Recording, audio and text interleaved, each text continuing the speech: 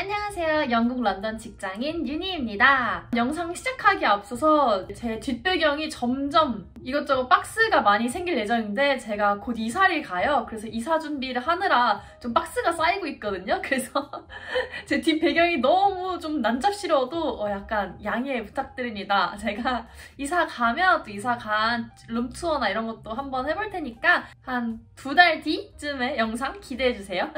어쨌든 오늘은 약간 돈에 관한 얘기를 할 건데요. 제가 런던에서 자취했던 3년 동안 모은 돈을 보니까 약 5,500만 원 정도를 모았더라고요. 어떤 분들은 3년 동안 5,500이면 다들 그만큼은 모으지 않나? 라고 생각하실 수도 있는데 그거는 다 개인의 상황에 따라 다르니까 저의 개인적인 경험을 바탕으로 얘기를 드릴 거고 얻어가실 꿀팁들이 분명히 있을 테니까 그런 거에만 집중해서 봐주셨으면 좋겠습니다. 굳이 제가 다른 사람이랑 비교를 한다던가 이런 식의 컨텐츠는 절대 아니니까 그 점 유의해주세요. 우선 제 상황이 어땠냐면 3년 전에 무일푼으로 영국 런던으로 워킹홀리데이를 왔어요. 그리고 그 3년 내내 저는 런던에서 자취를 했고요. 월세로 그 3년 동안 낸 돈을 계산해보니까 약 2,600만 원 정도 되더라고요. 런던 월세가 진짜 비싸긴 해요. 런던은 서울보다 물가도 훨씬 높으니까 그것도 감안하셔야 될 거고 저는 좀 여행광이라서 돈을 평상시에는 열심히 모았지만 여행 갈 때는 좀 많이 쓰는 편이었어요. 27살의 나이에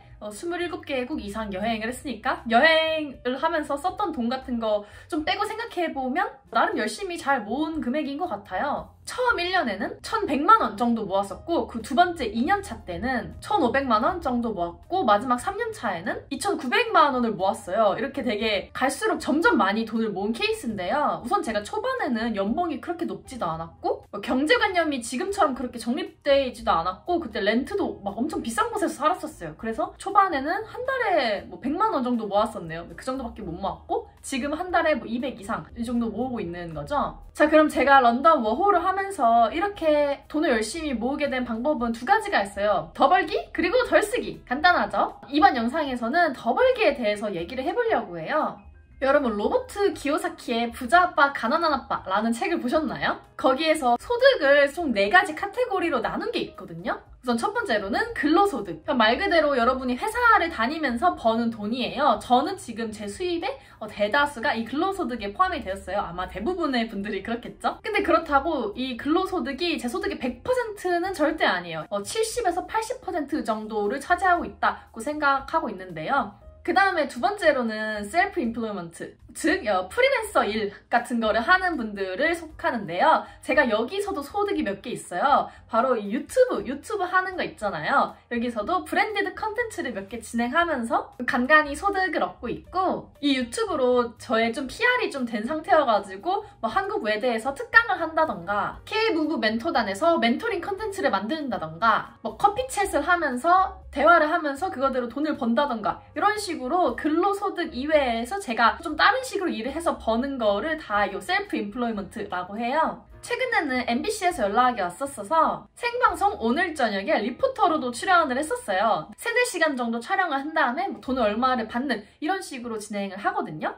그래서 그렇게 해서 받는 돈이 저의 두 번째 소득입니다. 사실 이게 지금 제 소득의 한 20%를 차지하고 있다라고 해도 과언이 아닌데요. 여러분이 워킹홀리데이를 한다던가 유학을 한다던가 외국에 나가서 살고 있으면 그것 자체가 여러분의 컨텐츠가 될 수도 있거든요. 아니면 워홀을 준비하면서 영어 공부를 한다던가 카페 알바를 하면서 알바 브이로그를 찍는다던가 여러분 이게 다 사실 컨텐츠가 될 수 있는 거예요. 요즘은 실패를 해도 컨텐츠라고 하잖아요. 그래서 여러분이 도전하는 컨텐츠를 만들고 대빵 실패하는 영상을 만든다던가 다 좋으니까 여러분이 혹시 저처럼 짜잘짜잘 용돈벌이로 유튜브 하는 거 저는 추천드려요. 근데 만약에 영상 편집에 너무 자신이 없고 얼굴 나오는 것도 싫고 이러신 분들도 있잖아요. 수익형 블로그나 티스토리, 브런치 이런 곳에서 글을 쓰면서 그걸로도 돈을 벌 수 있어요. 혹시 그림 잘 그리세요? 요새 인스타툰 정말 많이 하잖아요. 여러분이 썰을 조금 재밌게 풀 수 있는 능력만 되고 그림을 좀 잘 그릴 수 있는 능력만 되면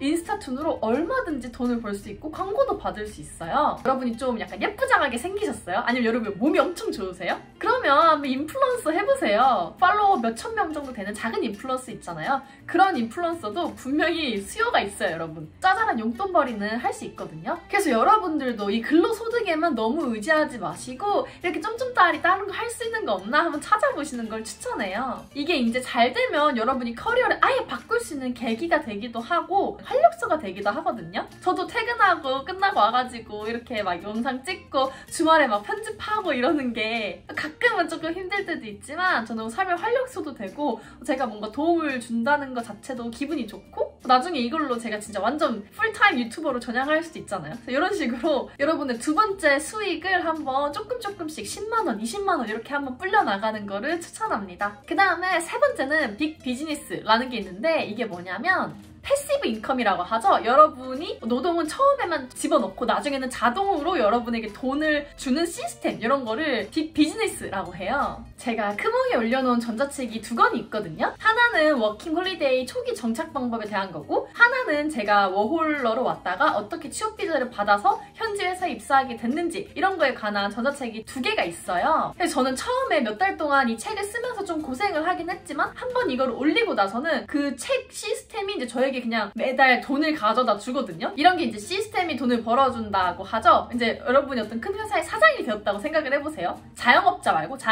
사장, 완전 큰 사장. 본인이 고용한 사람들이 알아서 돈을 벌어다 주잖아요. 이런 거를 빅 비즈니스라고 해요. 그런 거를 찾으신다면 이것도 정말 여러분이 돈을 세이빙할 때 많은 도움이 될 거예요. 뭐 저처럼 그냥 전자책을 쓰셔서 패시브 인컴을 만든다던가 아니면 요새는 뭐 쿠팡 파트너스인가 뭐 이렇게 해가지고 초기에 뭐 좀 등록만 해놓으면 그 다음에는 이렇게 자동으로 좀 돈이 들어오는 이런 시스템이 많다고 들었어요. 조금만 검색해보면 많이 찾을 수 있으니까 여러분 그런 것도 한번 알아보셔서 돈 모으는 거를 추천을 합니다. 뭐 저는 이 부분에서 수익이 지금 많은 편은 아니에요. 제 전체 수익의 한 5% 정도밖에 안 되는 것 같은데 그래도 이렇게 조금 만들어 놓고 나중에 좀 크게 키워나갈 계획이 있습니다. 그 다음 마지막으로 네 번째가 인베스트인데요. 이게 돈을 벌어다 주는 거예요. 뭐 주식을 하실 수도 있고 아니면 부동산 같은 걸 하실 수도 있죠. 근데 사실 이 경지까지 오려면 이미 모아놓은 돈이 어느 정도 있어야지 좀 돈을 벌어주는 약간 이런 게 되는 거긴 한데 저는 개인적으로 지금 여기에서는 수익이 뭐 빵이라고 해도 무관합니다. 여기서 지금 벌어들이는 수익은 없는데 제 꿈이 집이 두 채가 있는 게 제 꿈이에요. 그래서 한 채에는 제가 직접 사는 거죠. 나머지 다른 한 채에는 다른 분들에게 이제 세를 내줘가지고 거기서 계속 이제 매달 월세를 받는 약간 이런 식으로. 그래서 그 월세 받은 걸로 내가 살고 있는 집의 모기지와 이제 그 집의 모기지를 이렇게 좀